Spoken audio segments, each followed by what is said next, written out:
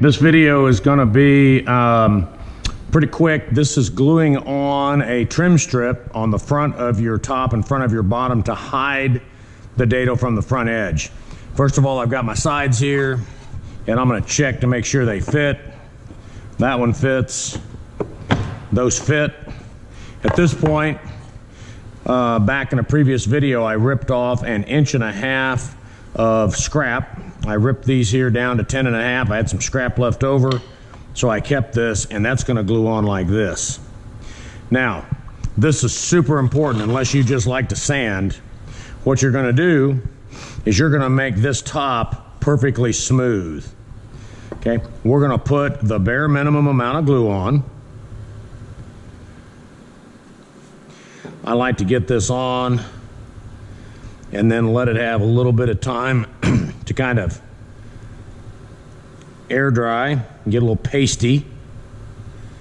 So we'll leave that one off to the side for just a second. Then I'll start this one.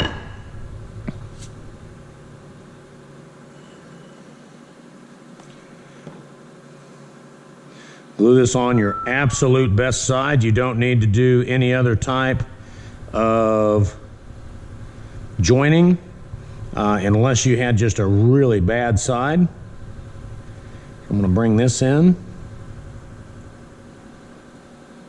Okay.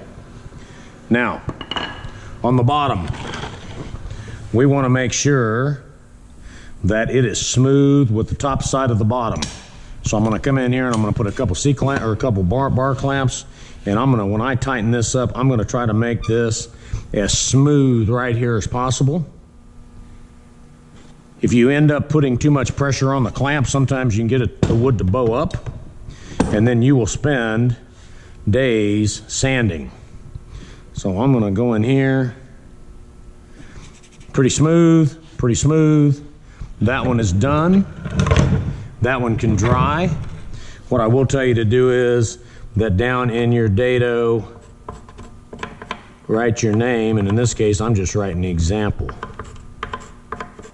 Okay? Now, your top is different. Your top, we want to make the top side that's going to be visible look good. I'm going to put this on here. Try to get us a good fit. Once again, we're going to have this trim sticking off on the end. We don't want it sticking up like that. We don't want it to move. We want it to be as flat as possible. There's that one. Make that kind of level, adjust it as needed. That feels good there.